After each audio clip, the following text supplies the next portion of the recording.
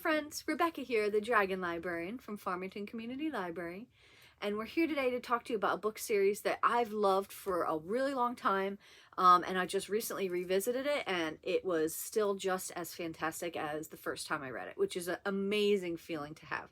So what is the series? It is the Mara Dyer series, and this is the first book in the trilogy, which is called The Unbecoming of Mara Dyer, and it's by Michelle Hodkins. Now look at how cool. It's like such a really interesting cover, right? So this is the first book, The Unbecoming of Mara Dyer. The second book is The Evolution of Mara Dyer. And the third book is The Retribution of Mara Dyer. Another really cool cover. So I read this series when it first came out.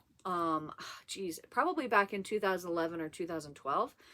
It was just the first book that had come out. I read it completely hooked. And then I was waiting with bated breath for books 2 and 3 to come out.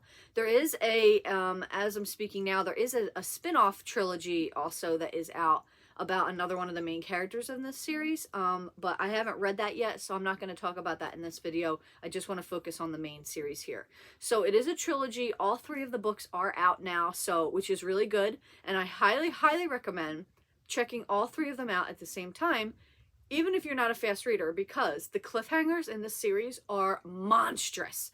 So Michelle Hodkin is so mean and just completely destroys her readers with these cliffhangers. So I really recommend just having the books lined up and ready to go back to back.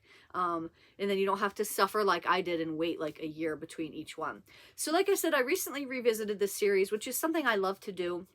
I love to try to go back and reread books that are particularly YA books that I loved when I was younger, because then I like to see if they held up or if it was just like a magical one-time experience. And I was delighted to know that this series really held up for me. I thought it was just as amazing this time around as the first time around that I read it, which is a really great feeling. I was so happy. I was so scared at first that, you know, oh my gosh, what if this is not as good or it's lame and, you know, I don't really like it as much as I did the first time, but I loved it just as much. I flew through all 3 of these books as if it were the first time reading them, which is an amazing feeling. So this book series holds up completely well and highly recommend it. So what am I going on and on about?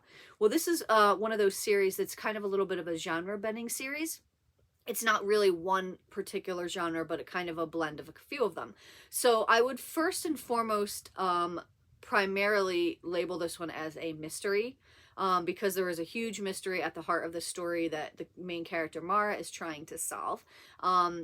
So I would also label it though as a thriller, because there are a lot of really high stakes things going on. It's fast paced. It's very like it's going to make your heart go crazy while you're reading it. There's a little bit of romance in it as well. There is also a little bit of the supernatural. So I would also probably consider this to be a fantasy, like an urban fantasy. There's just all kinds of stuff going on. It's spooky. It's definitely very spooky. There are some spooky moments that caught me off guard the first time I read it, and then really just did the same thing. It took my breath away this time too. So that was really cool.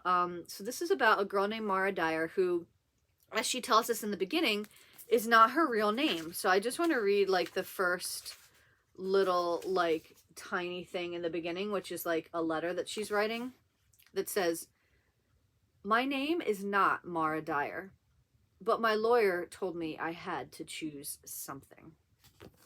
So already this is sort of like mysterious in the beginning, like, all right, this character is Mara Dyer, but that's not her real name. What's going on? So Mara and her family have just moved to Florida because of an incident that happened with Mara, where recently in the beginning of the book, she sneaks into this facility with her best friend and her best friend's friend and her brother.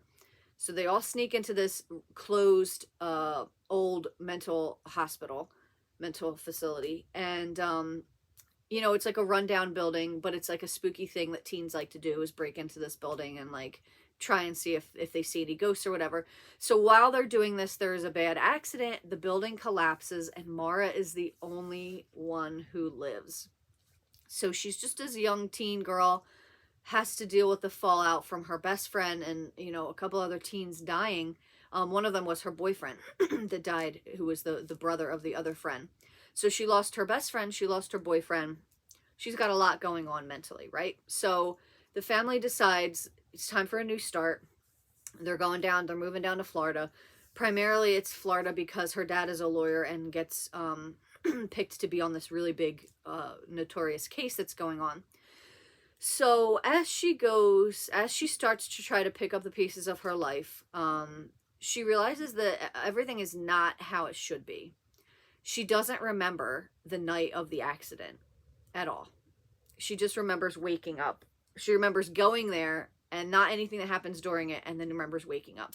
So she's trying to unlock the memories that trauma has suppressed for her. But at the same time, there's a lot of really weird stuff going on. Like, she starts seeing Claire, which is one of the other girl that died that night. She starts seeing her in the mirror. She starts thinking that she's seeing her boyfriend, the one that's dead, places where he shouldn't be, because obviously he's dead. But she keeps seeing him out of the corner of her eye, and she doesn't know what's going on. Weird things happen where she loses time. She'll be sitting down and then look up, and then it's been like a couple hours, and she won't have realized what happened. So she starts to really feel like there's something wrong with her, and that, she's starting to have a breakdown because of what happened. She meets this boy in school named Noah, and she kind of hates him at first because of his attitude, but then they start to grow closer and closer. She starts to bring him into this mystery with her, and they're both trying to solve what's going on.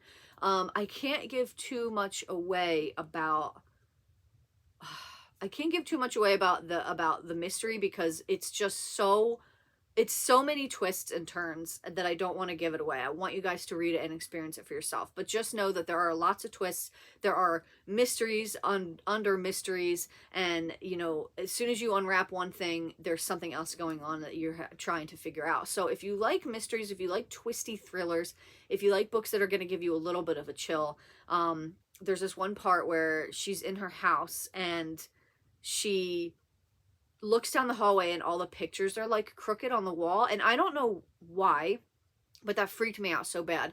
And then when she looks back a minute later, they're all okay again. So it's just like stuff like that that's just very unnerving.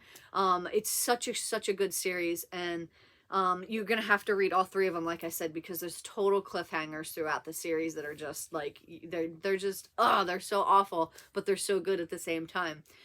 So this is an older series. I talk about a lot of newer books on this in these videos, but I really wanted to touch on this one because there are so many great older series out there, and this is one of them. I think it's fantastic. It's great. It's so just going to envelop you and engross you, and you're going to not want to come out until you finish these books. Wonderful. The Unbecoming of Mara Dyer is the first one. Give it a shot. Well, that's what we've got for you guys today. I hope that this series sounds really cool and you're interesting and you're just as excited to read it as I am to talk about it. If so, you can get them from Farmington Community Library. And thank you so much for watching, friends, and have a wonderful rest of the day.